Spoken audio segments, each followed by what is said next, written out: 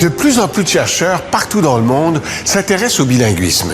Psychologues, linguistes, spécialistes de l'imagerie cérébrale découvrent les avantages de parler deux langues et ils scrutent les transformations que cette pratique opère sur ce qu'on appelle le cerveau bilingue. Les découvertes qui en découlent sont surprenantes.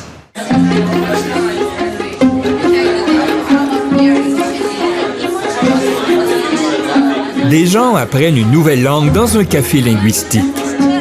Une tendance de plus en plus populaire. En fait, 60% des individus sur la planète parlent deux langues ou plus. Au Canada, c'est 35%. En fait, la normalité humaine, c'est d'être plurilingue. C'est de parler deux langues, trois langues, quatre langues. Et la science nous démontre aujourd'hui qu'il y a des bienfaits au bilinguisme à tous les âges de la vie. À l'enfance, à l'âge adulte et au troisième âge. Je m'appelle Liam, j'ai 5 ans et j'adore parler français. Je m'appelle Mia, j'ai 6 ans. J'aime parler le français et l'anglais. Prochaine image. Mia et Liam ont tous les deux appris leur langue à la maison. On a longtemps cru qu'être bilingue à cet âge pouvait nuire au bon apprentissage de la langue apprise à l'école. Est-ce que c'est ça que vous trouvez en laboratoire? Non. Donc, on observe que les enfants bilingues sont aussi bons que les enfants unilingues et des fois sont même un peu meilleurs, mais jamais beaucoup. Qu'est-ce qu'elle a fait hier, Joël? La linguiste Phaedra Royle de l'Université de Montréal l'a démontré avec une expérience sous forme de jeu sur 157 enfants de la maternelle et de la première année.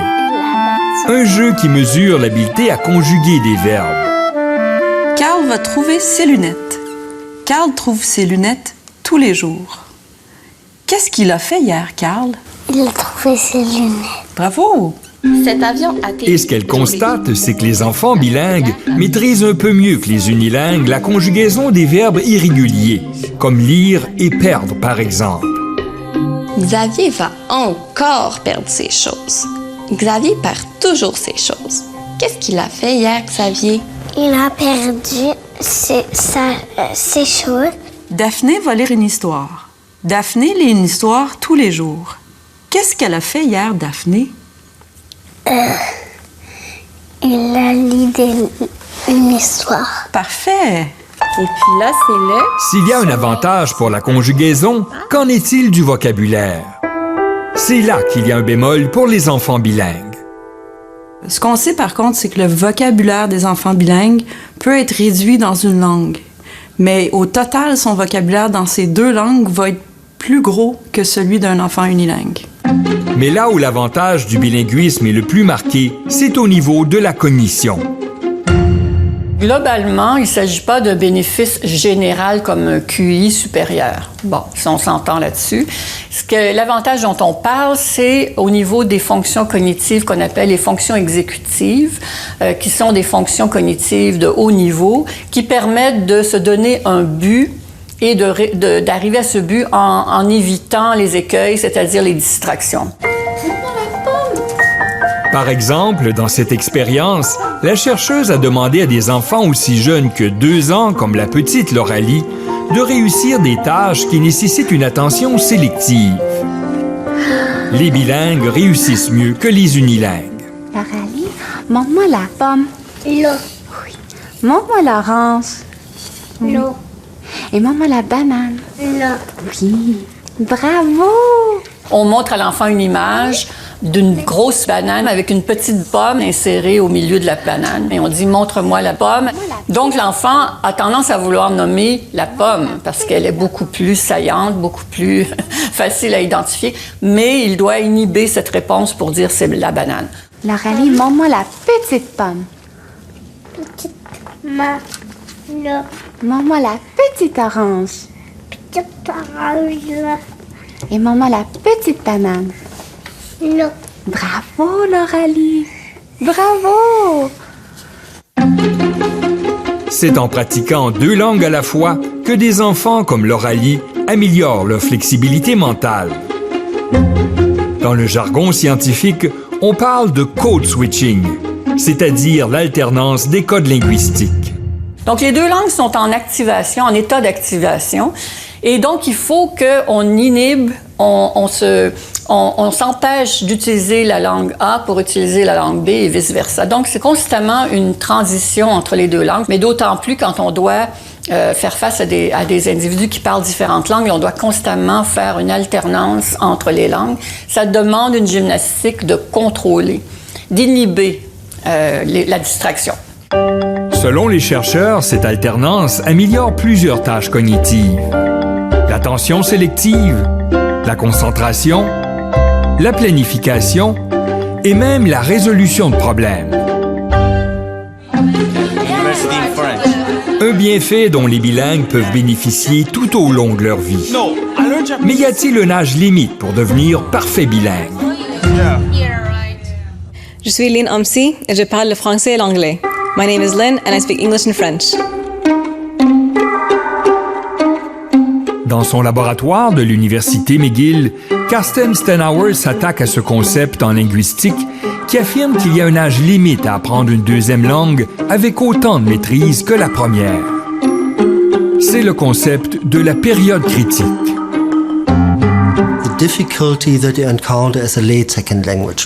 La période critique représente la difficulté que rencontre une personne qui apprend une langue tardivement, soit après la puberté, entre 9 et 12 ans.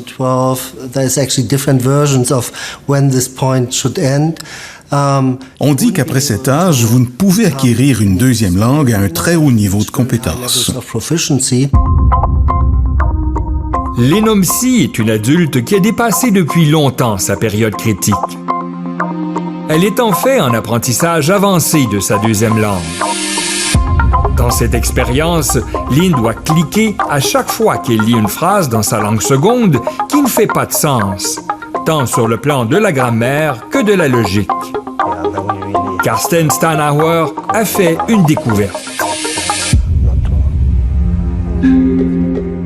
Voici l'activité cérébrale de Lynn lors de ce test vu du dessus de sa tête. En une demi-seconde, l'activité passe du côté gauche et se déplace vers l'arrière. C'est exactement la même séquence d'activité cérébrale que l'on retrouve chez quelqu'un qui utilise sa langue maternelle.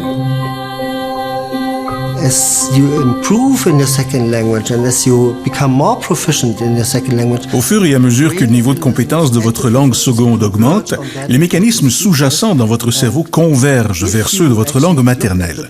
Et si vous comparez l'activité cérébrale de ceux qui sont parfaits bilingues, elle est identique à celle qui parlent leur langue maternelle. C'est